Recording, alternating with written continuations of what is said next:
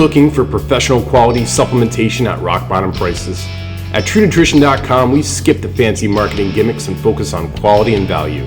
In addition to offering the highest quality bodybuilding supplements at the lowest prices, we also offer the world's largest selection of custom protein powder blends, and all of our products are third-party verified.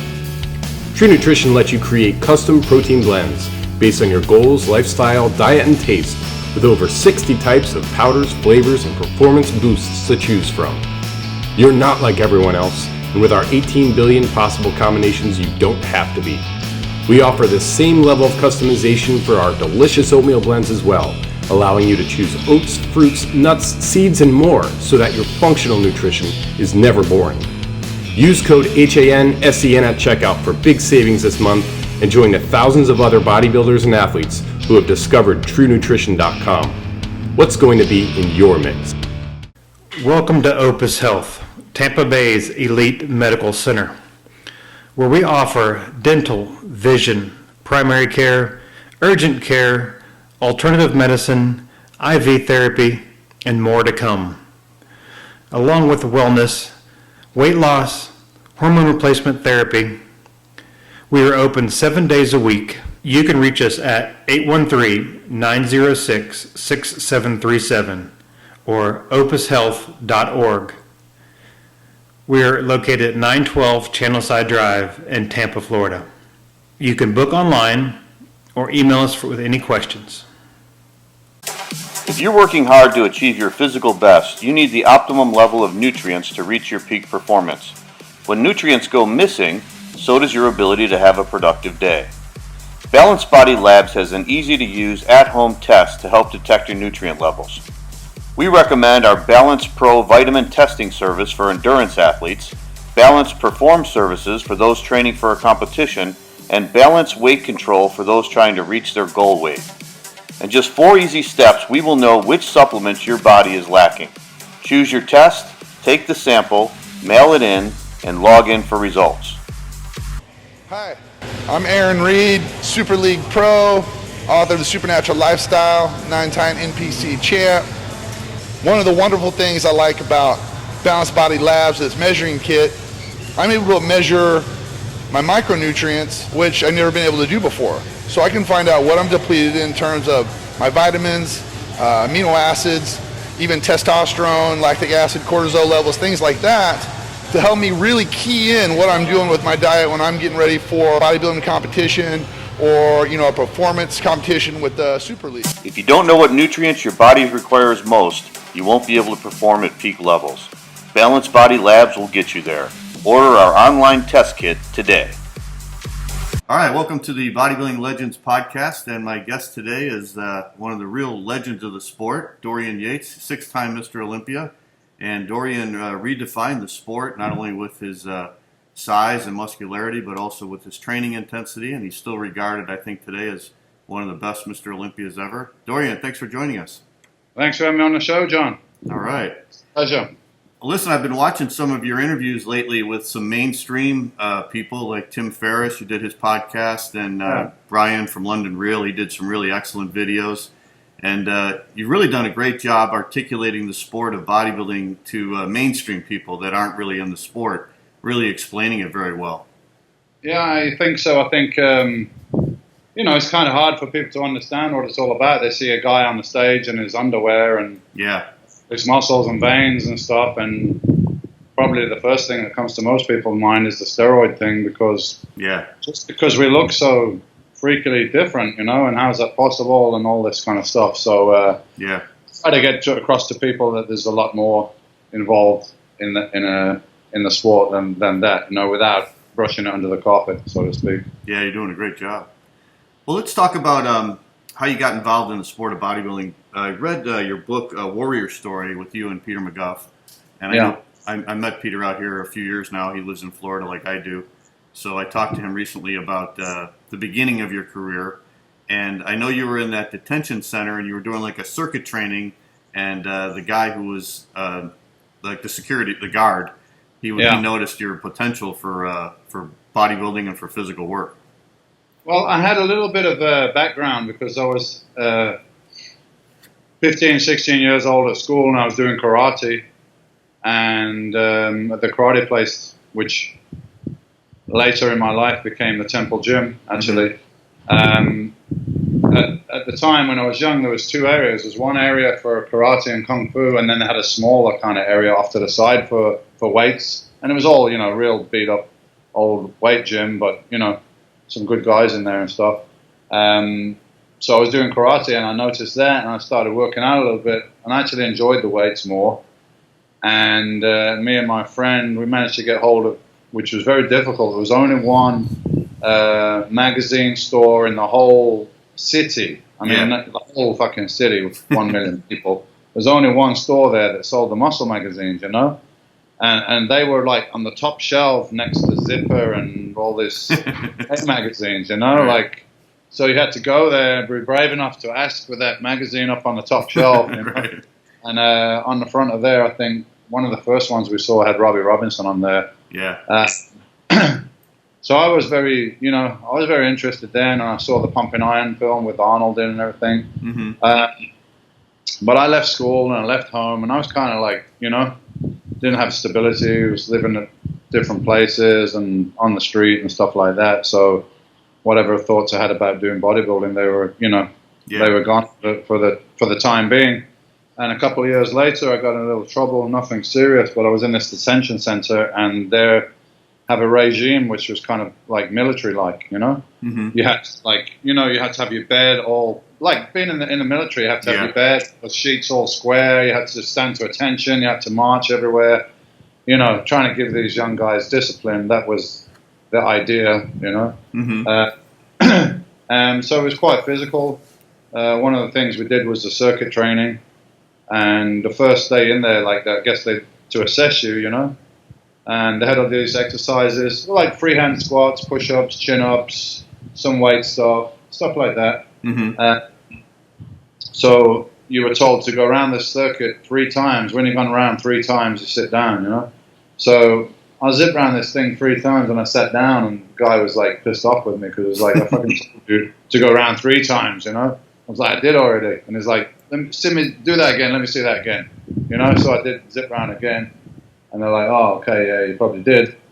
And then we had actually powerlifting lessons in there. That was, oh, really? Okay. The guy who ever run the physical department, he fancied himself as being a powerlifter, I guess. So that's what they taught. So, you know, doing a bench, squat, and deadlift. And I'm sure my weights were not very impressive, but they were more than pretty much everybody else. Yeah. And I had somewhat of a physique, you know, I had the shape, looking with the abdominals and everything, very lean. Yeah. And the guys in there were like, you should do something when you get out, you should be a power lifter. And what, you know, I was like, in my head, I was already like, no, I don't want to be a power lifter, I want to be a bodybuilder, you know? Okay. So I think I was in there with a lot of young guys. There was like 300, and I was better than all of them at something. Yeah. And this was a thing, and this was something positive, and it's the only thing I had to like grasp onto. You know, I didn't have a family, didn't have an education, didn't read much of anything, but this thing I was good at. So I was like, wow, that's something I'm good at, and I don't want to come back to this kind of a place again, man. You know, like, just, it doesn't matter. Even if you were living in a fucking hotel room with a TV and a nice soft bed and all this stuff, your liberty's taken away. Yeah. You can't where you want to go when you want to go, and you just got to stay in that one fucking place, and you're just a number, you know. So I didn't want to have any more of that in my life.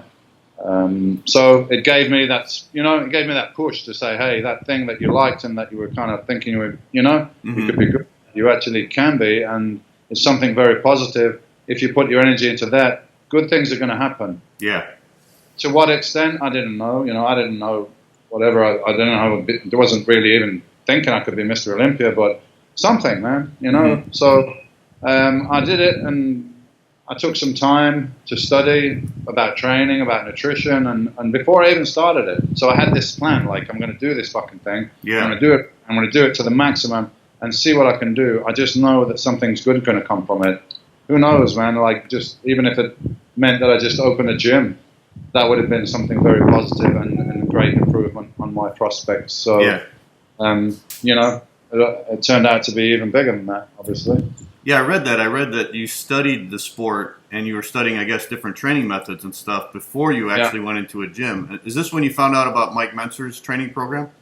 Yeah, I read a little bit about Mike Mentzer in my first, initial time when I was training when I was young, because I think he was just coming on the scene then. There was a few articles coming out and the heavy duty courses and all that stuff.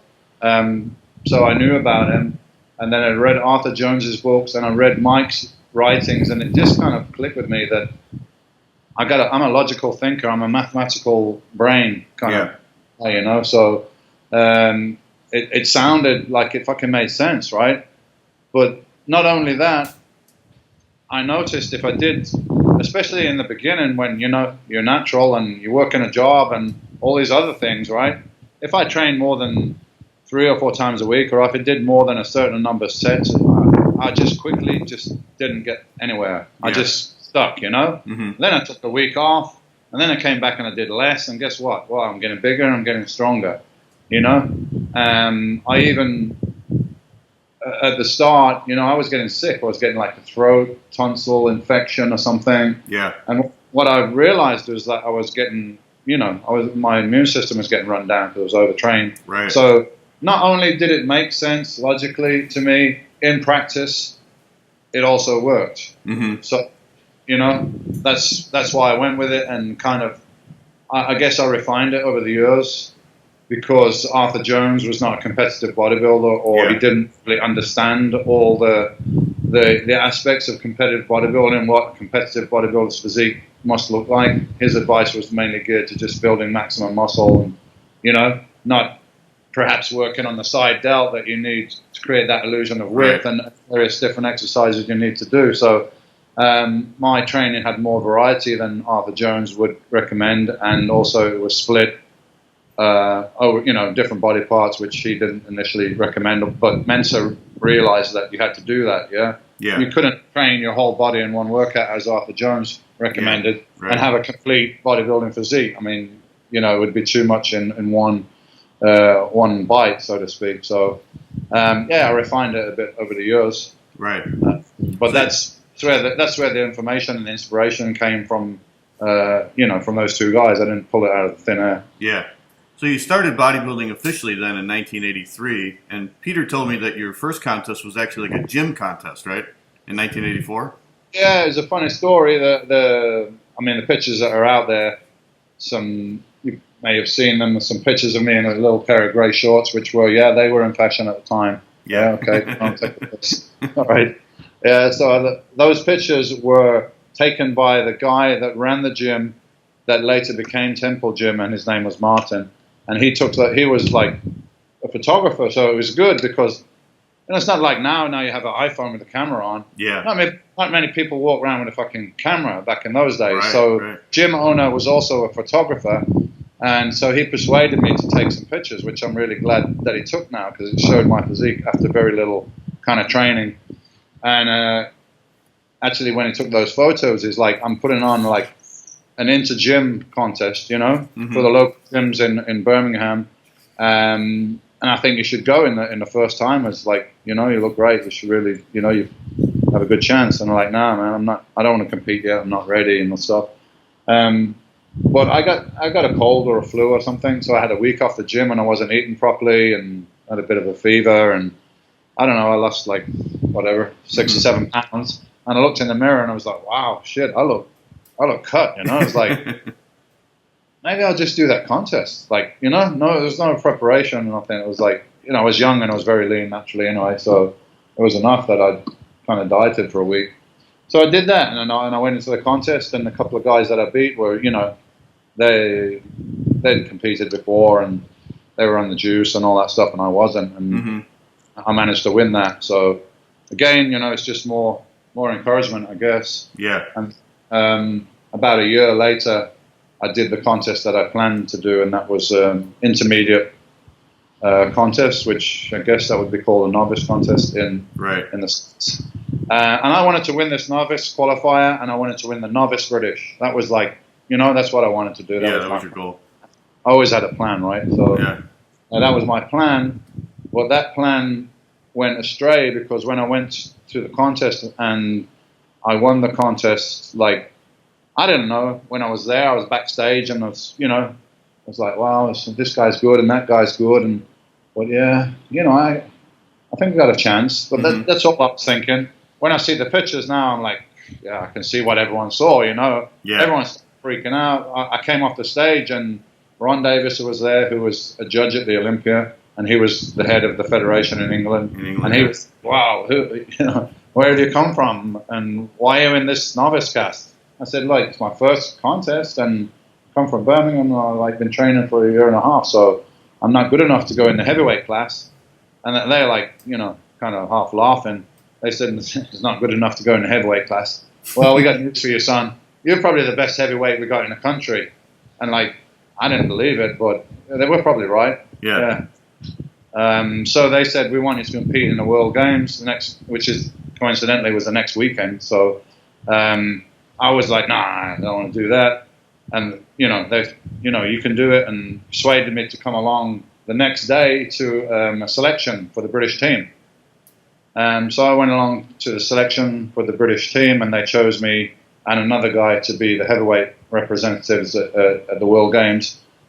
And I went there and, like feeling kind of out of place and a bit starstruck because Barry DeMay was there. Right.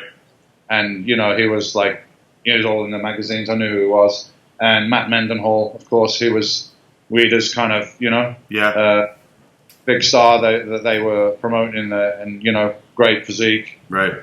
Those two guys were there, but I managed to get 7th place out of 13 guys, and like these were seasoned guys that had been competing for years and stuff. So, right. Although I didn't like it because I was disappointed that I wasn't able to plan for it, and that made me more determined that every contest that I did in the future would be my choice, and it would be strategic, and I would be in control. Yeah. But 7th place was not bad after like year and a half training and going up against very experienced bodybuilders. So that's the story there. That's what happened at that contest. And people today may not know this, but the World Games was held, I think, every 4 years. Like it was sort of like an Olympic qualifier, right? I think it's basically sports that are not in the Olympics, but they're trying to get in there. So what it was in there, powerlifting, water skiing, and various other sports were in there. So it was a whole lot of different sports at the World Games. But it was equivalent of a World Championship. So that means it was a pro qualifier, and that's how Barry DeMay qualified to be pro. Exactly, right. Okay, so then next year in 1986, you go into the British Championships, right, or England Championships. And you win the heavyweight class, and in kind of a controversial decision, you lose the overall to Chris Oskus, was it? Yeah, Chris Oskus was the light heavyweight winner, and I was a heavyweight winner. And I think most people thought that I should have won the contest.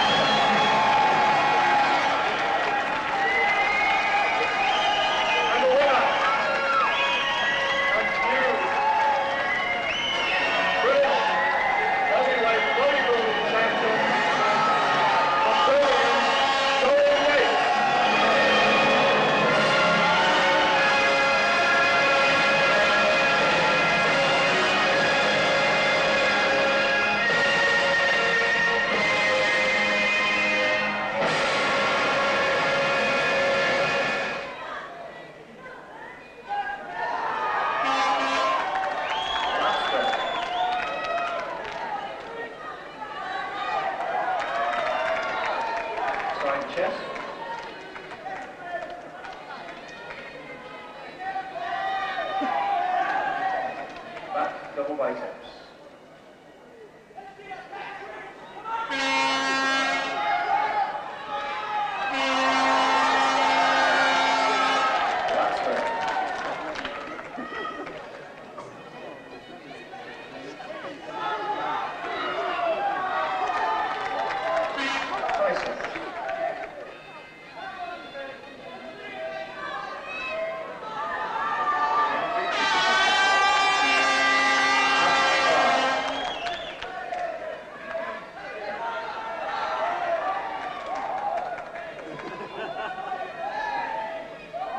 Okay, music please, and 1 minute close down.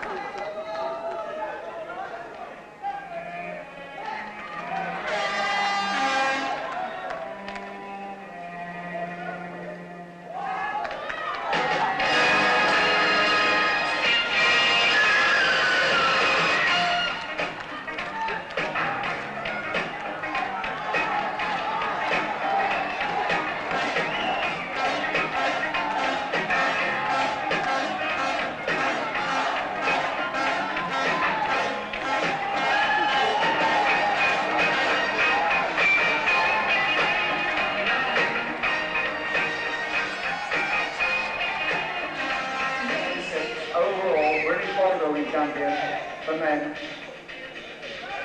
Chris Oscar.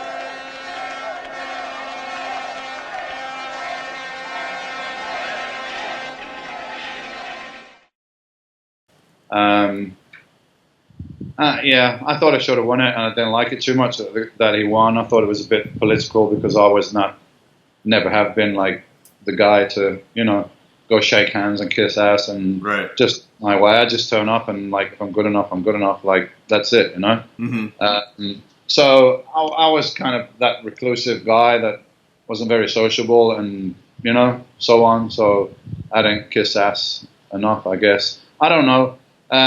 But I took it as like a blessing, really, because at that point I wouldn't be ready to be a pro or good to be a pro. So, what's the point to have your pro card and you're not ready to use it, right? So, no big deal. I had an injury to my hip as well that I did quite very early on, squatting. So in 1987, I kind of took the year off from competing and also opened the gym, Open Temple Gym, which gave me a source of income because,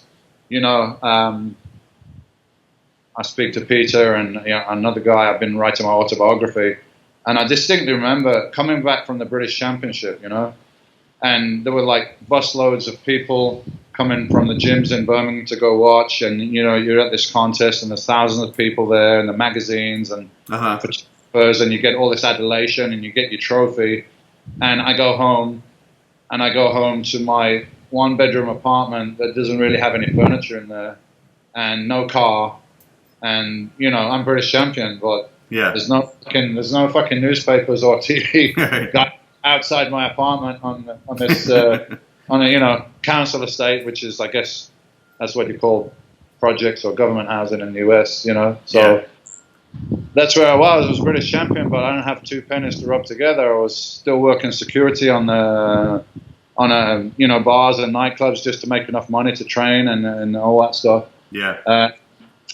But fortunately, because I won the British Championship, then somebody was willing to back me with the gym, with the money to get the equipment and do a profit share kind of thing and everything. So, 87 was like setting the gym up and setting myself so I have some stability and source of income. So now I can really train to be a pro without distractions of being up late at night working on doors and all this kind of stuff. So. 87 I got the gym, and 88 I came back to the British Championship and made sure there was no mistakes the second time, you know.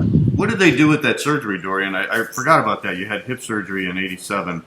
Yeah, you know, it's like, you know, we all thought we were Tom Platz back in the day. Right. You know, I had my flat-soled powerlifting shoes, I had my knee wraps, and I was doing squats. Like, I mean, we didn't have a lot of equipment in the first gym I trained at anyway, so it was, you know, it was like everyone was squatting, and if you didn't squat, you were not even a real fucking man. Like, fuck off out of the gym, you know. Yeah. That was the attitude. And if you want great legs, you got to do squats because that's what everybody says. And Tom Platz is like, you know, way ahead of everybody else. And he said you got to squat, so you know that's what we did. And I used to squat like, you know, ass to heels. And I think my structure didn't like it because one day something tore around the hip. I think it was the fascia over the hip. Yeah. And I didn't know, you know, I didn't know squat. I'm like, we had no sports medicine doctors in England in the 80s, and you know, you know, if you go to your doctor, your MD, or you know, hey, I heard, well, you know, why are you being stupid and lifting those weights? Stop doing that and take these anti-inflammatories and painkillers and like, you know. Yeah. That's it. So I just waited until it felt like it was a bit better, and I started training again, and it popped again because it had scar tissue in there and it wasn't healed properly, and so it became a little bit of a recurring problem. So they surgically removed a piece of scar tissue, and I was then forced to look at alternatives to free weight squats because of, you know, the risk, and you know, if you're injured you can't train at all. So even if it's compromised, like, you know, there's a balance some way. Okay, squats might be great, but the risk benefit, so let me try something else. So I started squatting on a Smith machine and doing leg press, you know, pre-exhausting with leg extensions, and you know, my legs improved. So you definitely can do it without squats. If I hadn't got injured, maybe I'd have carried on doing squats and my legs would have been just as good, or maybe they'd have been better. Nobody knows. Yeah. You know, you need another Dorian for that. But you know, I don't think they're necessarily the best thing for everybody. Didn't you meet Tom at a seminar when you were younger, when you first started bodybuilding? I do believe I met Tom. I mean, in the 80s, seminars were really big in the UK. Yeah. And Ron Davis, who was, you know, he had the connection because he used to go to the States to judge at Olympia and all. He knew all the guys. So he used to bring them over. And pretty much every month at one point, we did have somebody coming over. So I saw Tom.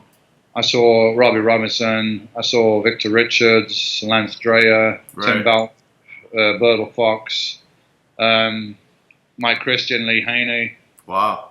It was a cool time because, you know, there was no internet, right? So the only way you get information is through the magazines, or, wow, this guy's coming to town and you're going to see him in the flesh, man. He's real, and you're going to see what he really looks like because you've only seen photos and videos up to this point. So seminars were massive, man. They were sold out. I mean, they don't work now just because, you know, you got access at the click of a finger. You can see everything about everybody. So there's less appeal of seeing, and not only seeing, listening to the guy in person about his training and all these kind of things. Yeah, so, exactly. Hearing it from the horse's mouth. Yeah, to be coming up as a fan in UK in the 80s, I think. Yeah. So 88, then you go to the British Championships again, and you were obviously much improved, and you wiped everybody out. You won the heavyweight and overall quite easily, I believe. Yeah, that was a very clear win. There was no competition at all, really.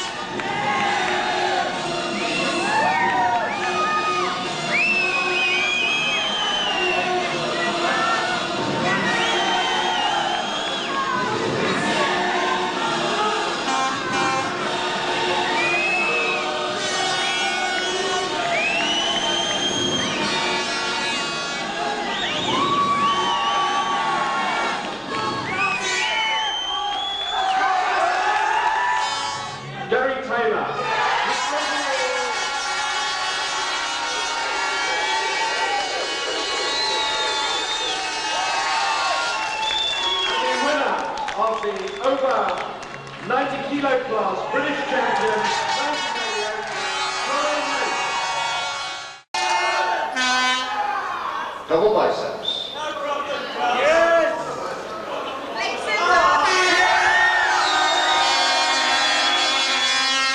Lat spread.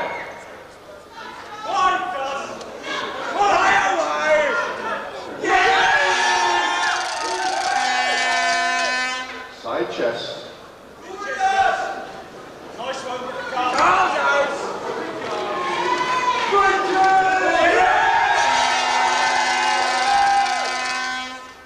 Turn to the rear please and back double biceps.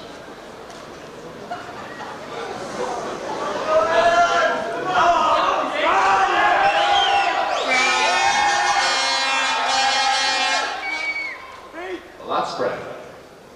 Take it, Does. Come on, Does. Show us the card.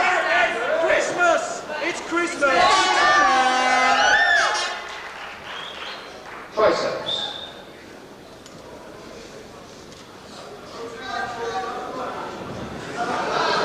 Yours, Does. Turn to the front please, abs and thigh.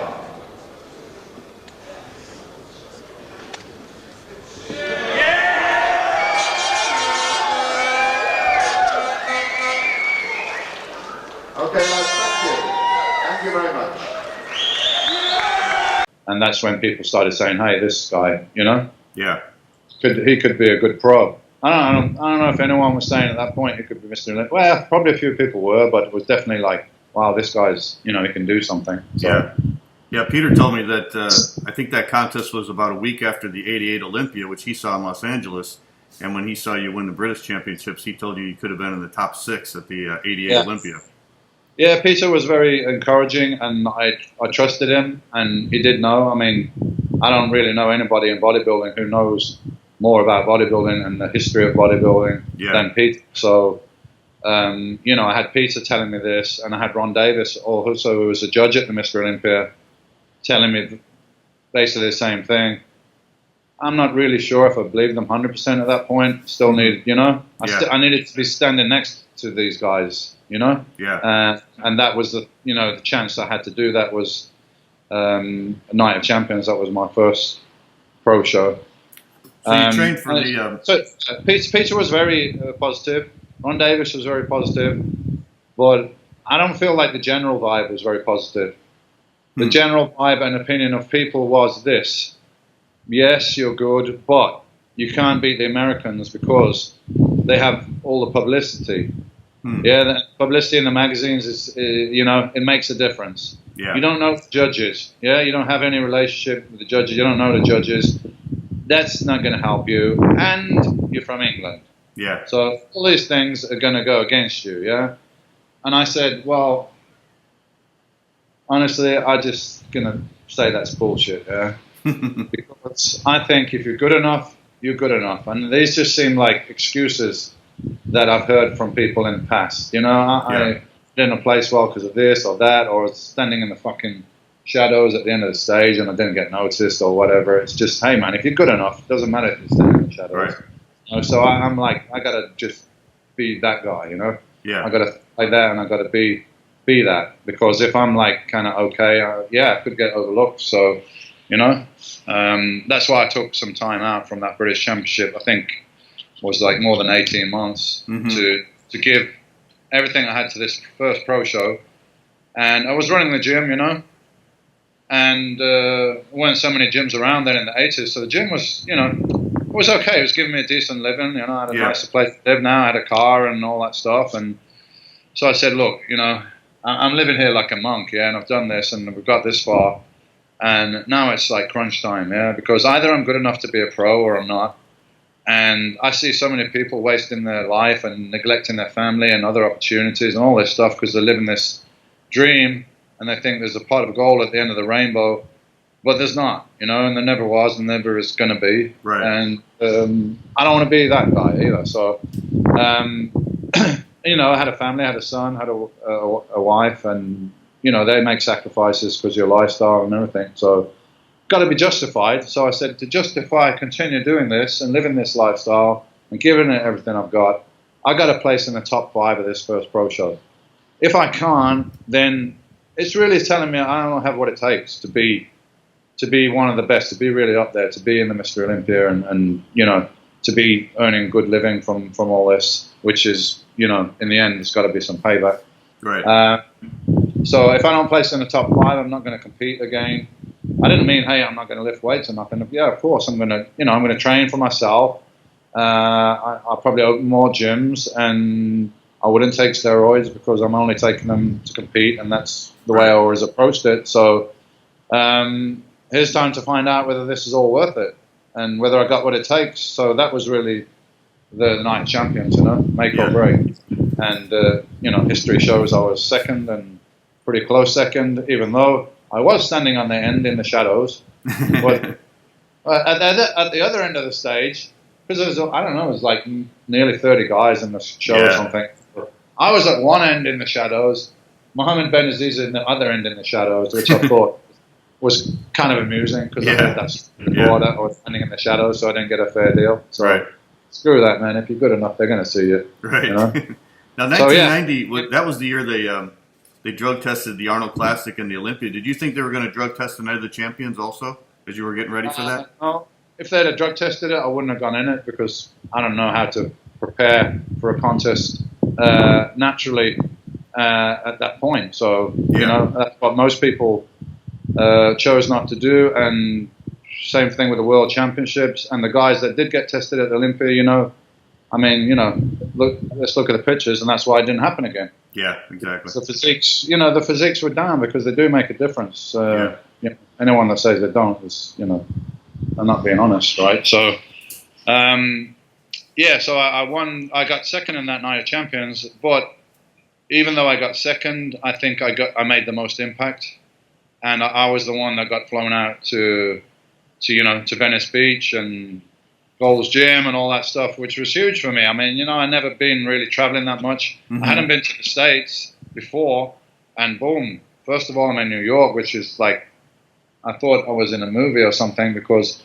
literally I've seen New York in all the cop shows and, you know, on TV in England, they had all the American cop shows and Kojak and all this stuff. So I was like, this is surreal. This is just like, you know, I've seen this on the TV only, like in my mind, you know. Right. So there was that, and then I got flown out by Joe Weider out to Venice Beach and to do a shoot in Gold's Gym, which is every bodybuilder's dream, and this just all from this contest. So even though I got second, I don't think it really mattered if I got first or second at that one. It was the impact was made, and the fact that I had let's say I had a unique persona on stage and stuff right from the get-go. That was obvious. It was more martial and maybe more kind of aggressive and not very artistic and posy. Like, it was something different, and you know, people are interested in that. They're bought into it. How did the New York crowd take to you? Because you had to be pretty much an unknown by then. That's a story, man. Because, you know, I must read every single book or every single magazine that's been published on bodybuilding from the day I started. And previous to that, because people would give me stuff. You know, guys from the gym, they know I'm a freak. I like to read stuff. And they're like, hey, I got these old Ironmans from like 1968. Yeah. And, you know, the little Ironmans were like full of interesting information. So, you know, I had this at my fingertips. Anyway, the New York crowd, I read about them. They're notoriously vocal and like, if they're going to tell you if they like you or if they don't like you or whatever. Right. You know, pretty loud and raucous, like, you know, it's New York, what do you expect? So, I was a little bit like, you know, wow, I don't know what to expect here. And, you know, I was a total unknown. So it took a little time for the word to go around the auditorium at the prejudging, I guess, right? Like, who the fuck is this guy with the blonde or whatever, like, you know? And then it started, Dorian. Oh, really? Like, fuck, man. Not only that, when I was posing, I had Robbie Robinson, who was in the contest, who was like, you know, he's a fucking hero of mine. He's the first guy I saw in a Joe Weider's muscle builder, you know? Right. And I heard this voice. Yeah, Dorian, come on, Dorian, that's it. Squeeze, you know? and it's fucking Robbie Robinson. You know, this, and I didn't even go up and shake his hand and speak to him because I was too nervous. You know, like, oh, you know, I can't even say anything. And this guy was saying, you know, come on. So again, no emails, no internet. After the show, I wrote him a letter to say like how much I appreciated it because he was an idol of mine, and you know, me and guys at school, we fucking bought the magazine with him on there, so he's a major influence.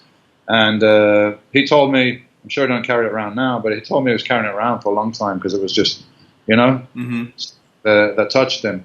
Yeah. So that's a cool story, man. You know, you get to cool. I never heard that. You know, somebody that was like, you know, other side of the world in a magazine. That's, you know. Yeah. So you know, this was great. I got second in the contest. Get out to do the shoot in Venice with Chris Lund. And I remember Chris trying to get me to wear sunglasses and spray this water on and all this shit. And I'm like, Chris, I can't do that, man. I don't do that. Yeah. You know? And it's like, but it's what they want. I'm like, yeah, but listen, how about this? How about I lift this fucking 200-pound dumbbell? You can lift that? I'm like, yeah, I can lift it, mate. I can do a one-arm row with it. I can't hold it there for 10 seconds and fucking smile like I'm having a good time, but I'll get it up there, man, if you get the picture, you know?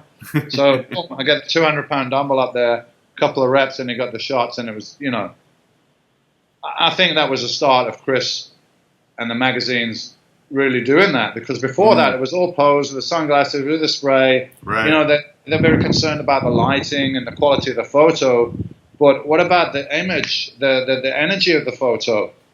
You know, you want to be inspired. I used to see pictures of Tom Platz in Bob Kennedy's books that he put out, and Tom Platz he had a full sweatsuit on. Yeah. But I could see the action, I could see his face, I could see the sweat, and that inspired me more than these pose pictures. Like, listen, I don't come from California, man. I don't hang out on the beach. I don't wear sunglasses. Yeah. You know? Yeah. So it's not me, and I don't feel good doing it. So let's do this, and that was my first Flex cover. Wow. So Ben Aziza had to make an impact on you too, right? Because you said his back development was like 3D, and that's what really made you step up your back training. Yeah, it was super thick, like coming out 3D, especially on the lower lats, you know? Yeah. So that made me focus on that area, trying to thicken up that area, and that's when I really got more into the rows, reverse grip rows, and so on, and trying to really focus on bringing the upper arm down and back and squeezing and focus into that area. Yeah. And, you know, improved. And then the next year I did Night Champions and, of course, the first Mr. Olympia. And then I saw Lee Haney's back and I was like, shit, still, you know, still more thickness there. So, you know, there were two guys there that kind of pushed me to improve in that area. Yeah. So the next year you did the Night of the Champions again, and this time you win. You take first place, and I believe your body weight was up about another 5 pounds, right, at that contest? Yeah, it was fuller and heavier. I over-dieted anyway a little bit for the first one, just because I was so gung-ho, you know. Yeah. I wanted to do well, and I wanted to be super shredded. And I made that mistake probably consistently a little bit all the time, you know, a little overdo it. Right. Because especially when I was like always one of the bigger guys, I didn't want to just be the bigger guy. I wanted to be like competing on condition as well with everybody, even if they were smaller. Yeah. So to get that combination of size and condition, sometimes I hit it, sometimes I overdid it a little bit with losing weight, you know? Yeah, yeah. Well, I remember I think there was an article in Flex magazine right after you won that 91 Night of the Champions, and they had comparison photos from 1990 to 91, and I think that's when I became a big fan of yours, because I was like, wow, you could tell this guy works hard because he made incredible progress in 1 year, you know? Yeah, well, man, you know, this was my dream, and I got the validation by the trip to California, and like, man, you made it now, and so next year I want to win that contest. You know, Night of Champions, that was unresolved because the first time I got second, so I want to win that contest, and I want to go to Olympia, and you know, that's what happened. Yeah. So let's talk about that first Olympia in 1991 in Orlando, Florida. And this was Lee Haney's last Mr. Olympia. So you're obviously a big fan of Lee's growing up in the sport because he dominated bodybuilding in the 1980s. So I started training properly in '83. Here's Mr. Olympia in '84 in New York. And like with a physique size really that we hadn't seen before. Yeah, exactly. So, you know, he was the man the whole way through it. And I went to see him at seminar in the UK and the posing and stuff. But I realized I had to change my mindset to compete.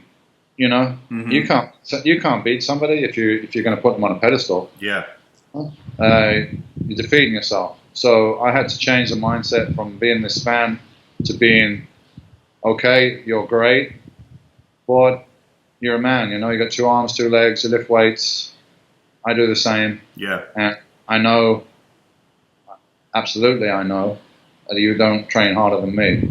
So why should I not be able to beat you? Yeah. Yeah.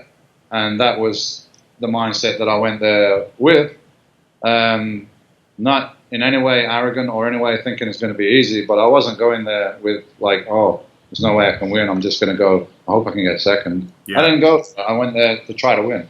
Yeah. Didn't work out like that, but that's, you know, that was my intention and that was my mindset.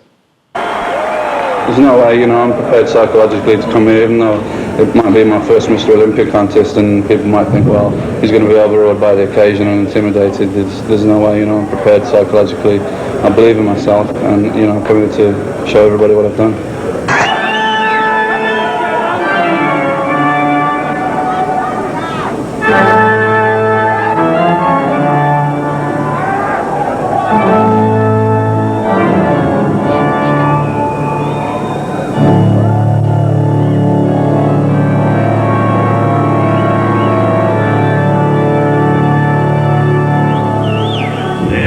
Tell you of the days of high adventure.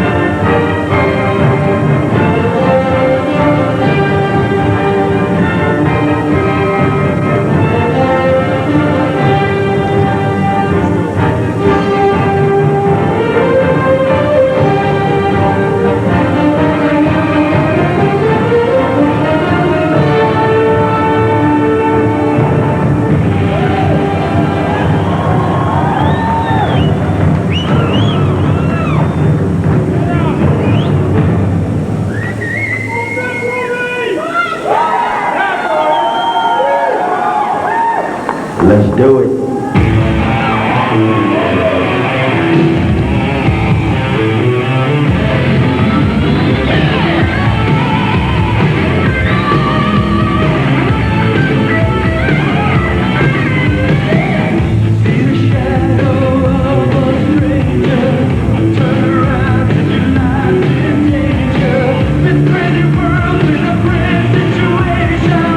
Just the children of a free bed.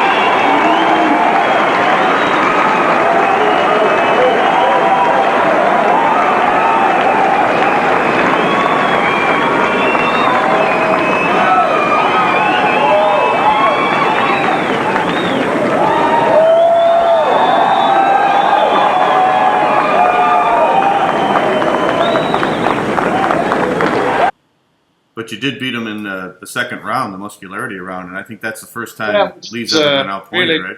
I mean, I guess if the contest was judged now, I'd win, right? Because that's what it is now. Yeah. See, right? The 7 basic poses. Yeah. And I don't think the posing round is scored now. No. Mm-mm. Yeah, that's why it's so fucking terrible. Yeah. Yeah. Exactly. It has to make any effort. Right. You know. Right. So it was good that it was scored. Although my argument was it should never. You know, the guy with the best physique should basically win. Yeah. But the posing round is maybe if something was close, physique-wise, then you could use the posing round to make that decision. Yeah. If two guys are really close, I can't really decide here. But one guy's routine is sloppy and it doesn't present his physique to his advantage, and the other guy is much better. Then you have something that could make that decision. Right. Right. But I didn't agree. Like it should be a round that's judged on your posing ability. Yeah. Period.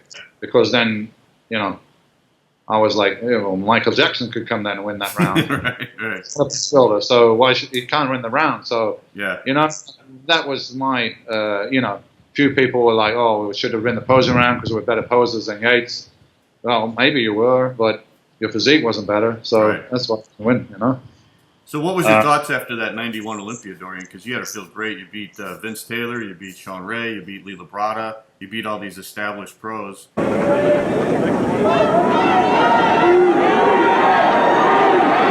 together, please. Quarter turn to the right.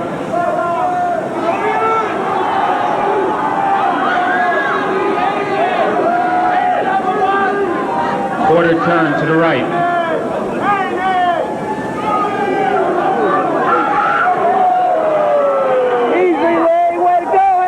Quarter turn to the right.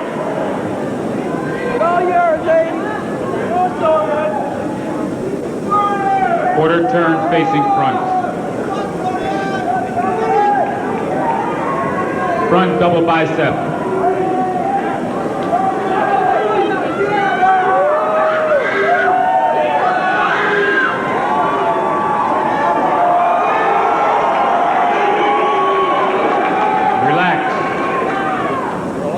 Lat spread.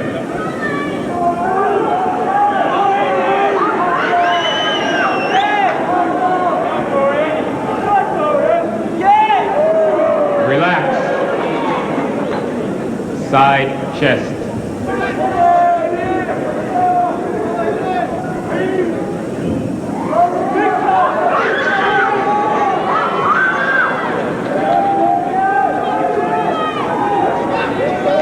Relax.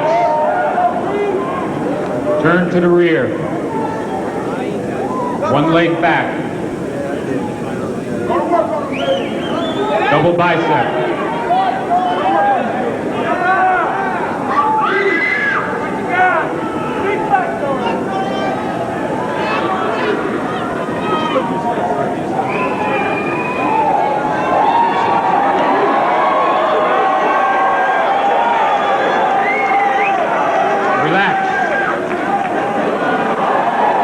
Spread.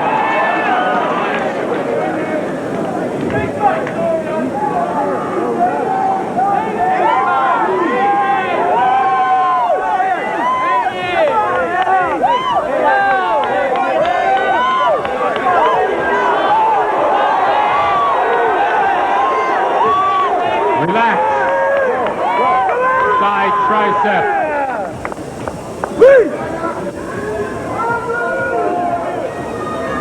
Don't look at the camera, just show me that.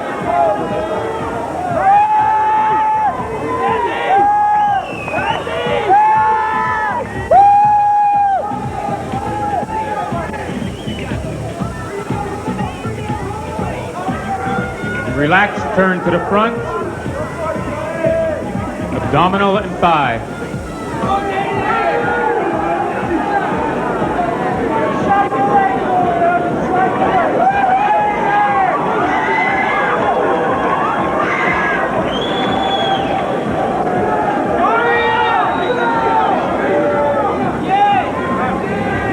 Relax.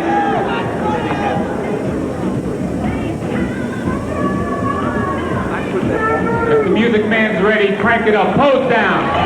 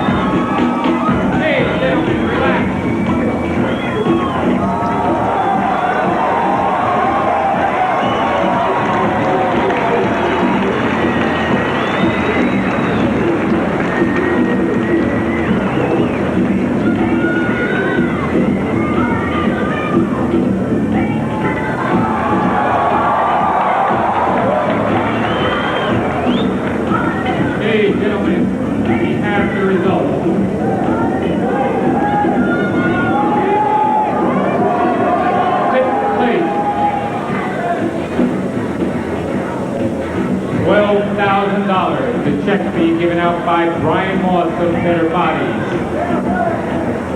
And the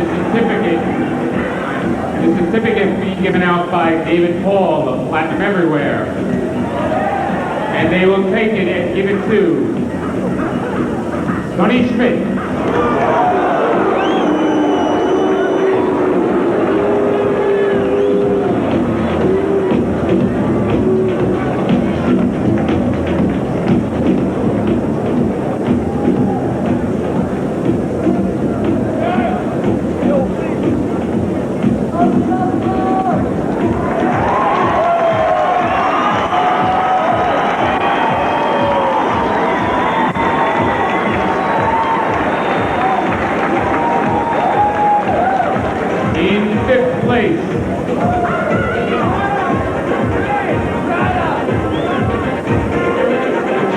$15,000 being given out by Marcello of Rick's Aware, and a certificate being given out by Rick Ciotti of Perfetto, and they will take it and give it to Sean Ray.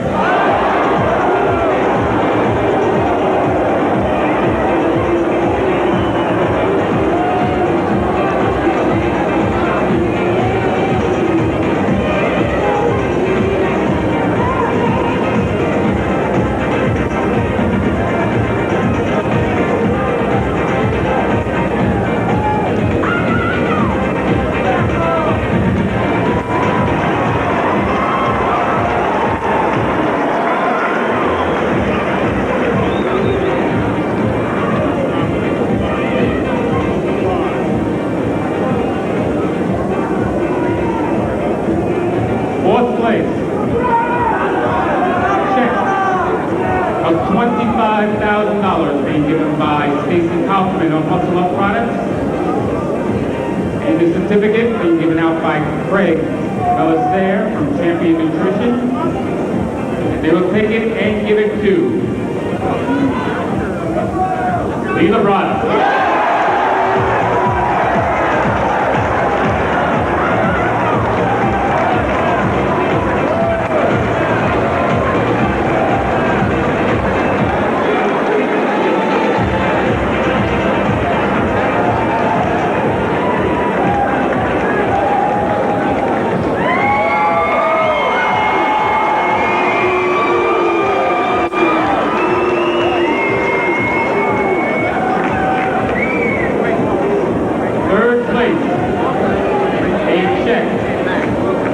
$30,000 being given out by Ken Tusley of the Leo. A certificate being given out by Marty Herman of Cybergenics. The Sandow Medal being given out by Neil, Dean, and Steve Bleckman of Twin Lab. And the Mr. Olympia Medal being given out by Mark Podolsky of Vitalite. They will all come out on stage. Bring it to Vince Taylor.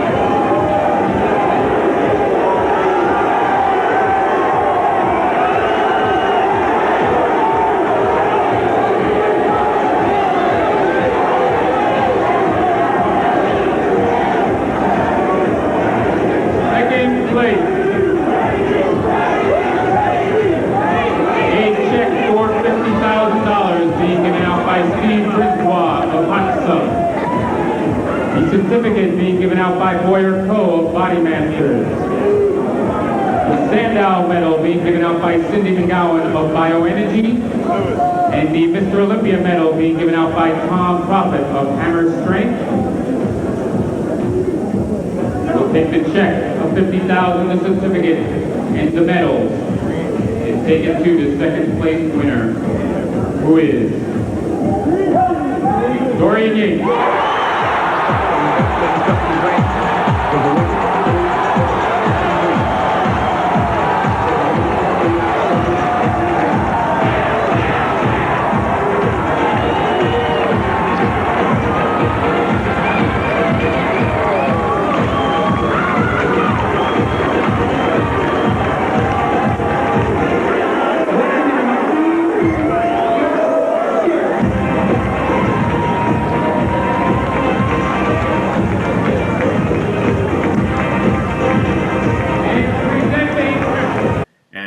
Even like great. The thing was, I knew there was more juice left in the orange. You know what I mean? I knew I had it maxed out.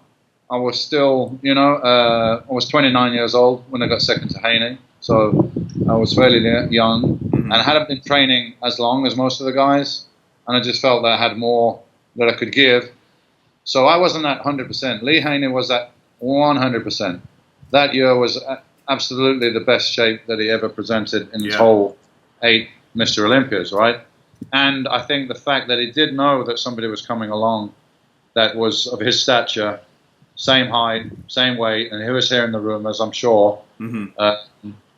So that probably pushed him to do a bit more than he usually would, because, let's be honest, there was some girls there, but nobody that compete with Haney on his height and size advantage. Right. You had Lee Labrada. I mean, you could argue maybe perhaps that Lee Labrada had a more complete physique than Lee Haney.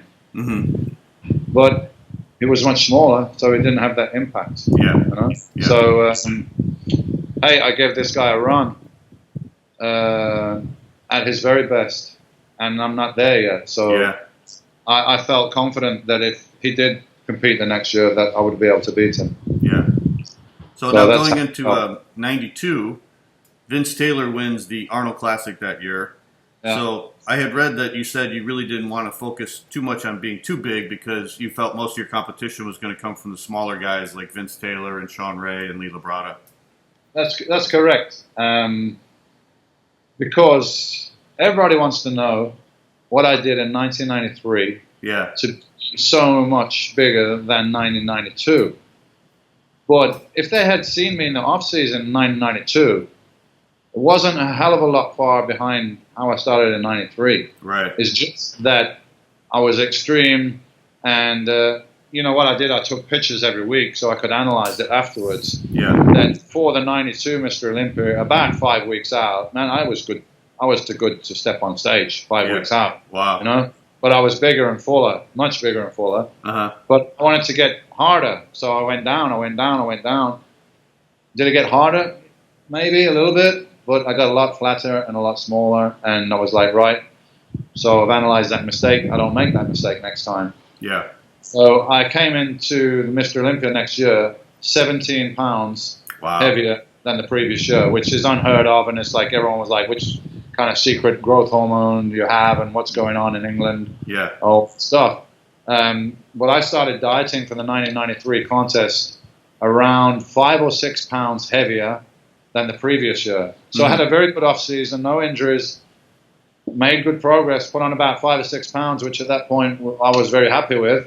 But so I got 5 or 6 pounds extra, but there's like 10 or 12 pounds from the previous year that I'm now not going to sacrifice. Yeah. So that's where the huge gain came from. Still, people don't want to hear that, but that's that's what it is. That's the truth. Right. That's what happened.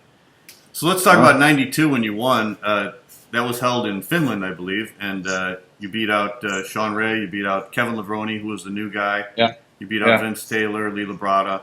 So how did that feel, finally winning the Olympia? That had to be an unbelievable moment for you, huh? Yeah, unbelievable. Hard to describe, man. It's like surreal. You know, you start as a kid picking up these magazines and idolizing these guys, and Mr. Olympia is the pinnacle, like one guy on the planet every year. Yeah. And you're that guy, you know. I actually struggled a little bit with it mentally coming into the contest because I knew that I was favorite, you know. Yeah. Which is kind of unusual position for me to be in. You'd rather be the underdog. Yeah, and the underdog is like, I'm used to that position, and it made me more, you know, I'll fucking show you kind of thing, you know. But I didn't have that this time, and so, wow. So really, I'm going to be the, it looks like I'm going to be the guy. I'm going to be the Mr. Olympia. And I saw, you know, like, then I, you know, talked back to myself, well, why fucking not, man? Why not you? Nobody's working harder than you, and you know, deserve it, and so why not? Like, because it's such a, you know, there's only one on the planet. It's a heavy thought to have, you know? Yeah. So, yeah, but I got over that coming into the contest. And I did know that Lee was not competing. So Kevin Levrone was totally out of the blue, really. I didn't even think about him. Because I know he won the Night of Champions, but I didn't figure on him being, you know, in second place going into the contest. I thought Sean... And obviously Vince Taylor, because he was second the year before, and I knew Lee Labrada was there. So I said, look, I got all these guys on size like all day long, right? So probably doesn't matter if I lose a little bit, you know? Yeah. But it was too much. So I matched them on condition, and Kevin came in looking really good, which was a bit of a surprise for everybody, I think. Yeah. But he was still a bit narrow in the torso and stuff, so... you know, it wasn't too close, I don't think, that one. Right. And Vince Taylor, you probably thought he was going to be one of your main guys because he was third to your second the year before, but he had that injury where the strap came down and hit his eye. I was putting my luggage down from the baggage up top, and the strap from one of my bags flipped back and hit me right in the eye. Nothing's working, you know, so I'm really concerned about that. I can only see partially out of one eye, and I can't close the eye because it's like having a rock or a pebble in the eye all the time. It's really painful. I'm here now, and I'm going to be here until we leave, so I just gotta make it work.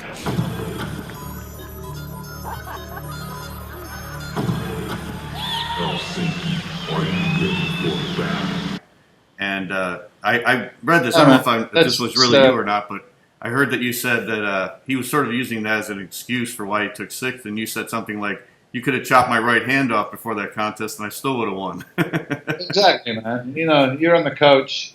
Something hits you in the eye, your eye hurts. Like, big deal. Right. How does that affect your physique? Your eye hurts, man. Uh-huh. Right, you know? So I think the guy wasn't in shape. Maybe he got hit in the eye with something, and that was just like his way out of saying, you know, this is why I don't look good. Right. After giving it quite a bit of verbal through the year, you know? Yeah. which, you know, smart guys know that all this verbal shit can just backfire on you, as well as motivating your opponents. Mm-hmm. So the smart guys generally keep their mouth shut, you know, and just do the work. Yeah. Advantage for me to train in England. Plus for myself, with my kind of personality, I'm a very private kind of person, so I don't really like to be in the limelight all the time. I like to go home, you know, in my own environment, with my own family, my own friends, and everything where I feel comfortable, and just train there, and nobody knows what's going on. And I'm working day in, day out all year round to improve my physique, and then I can pop up, you know, here like at Mr. Olympia, and everybody's going to be saying, wow, what happened to this guy, you know, because they haven't seen me all year, so they're going to see the improvement.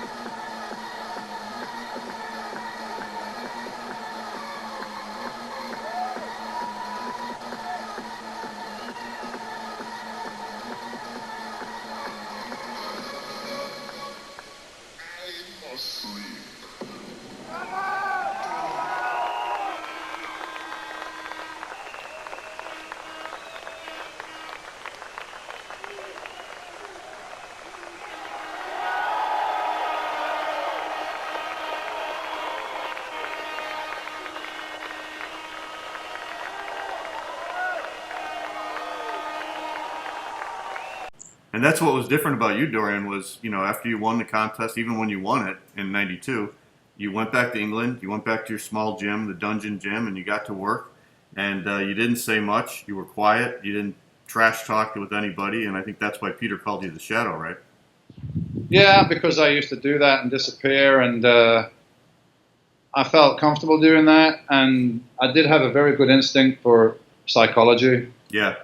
For like sports psychology, a very, very good instinct for that. And I knew that if people could see me every day, if I trained at Gold's Gym and they could see me every day, you know, familiarity breeds contempt. So, yeah. You know, if you see somebody every day, they become more, I don't know, more human. But if you got this guy the other side of the world that you can only hear rumors about, you know, it's more of a, you know, more of a cloud in your mind, this guy. What's he up to? What's he doing? I don't know. I can't see him. I can't get a grip on this guy, like, mentally, you know? Right. So there was that, and also the fact that I knew if I was in the States and I was signed to Weeder Company, Joe pretty figured me out pretty quickly. He just like, this guy, you just got to let him do what he wants to do. And, you're not going to get him to do anything you don't want him to do. He doesn't want to do. He tried for like 1 hour to get me to smile for a picture.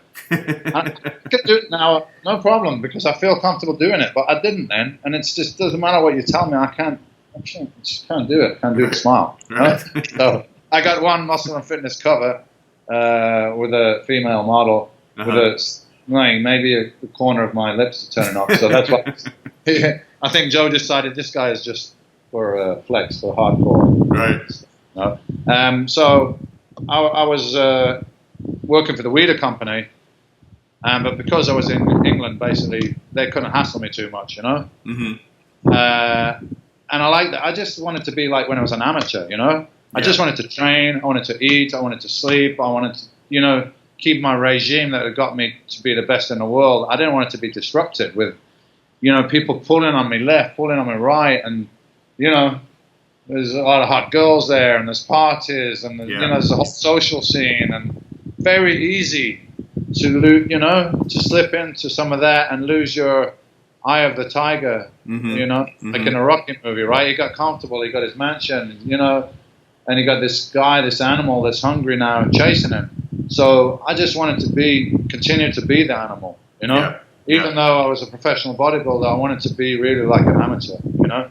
The money was so, you know, I like the money bit about the professional, but you know, I wanted to select when and where I was going to travel, so I could control everything. I could know when I'm going to do it, and how, you know, where I'm going to train and all that stuff. So I wanted to have control on my destiny all the time. And I thought if I was in the States, that would be something I would lose inevitably. You know, I'm there, people can call on me. So it was the few reasons why I took that stance, you know, staying outside of the country. Right.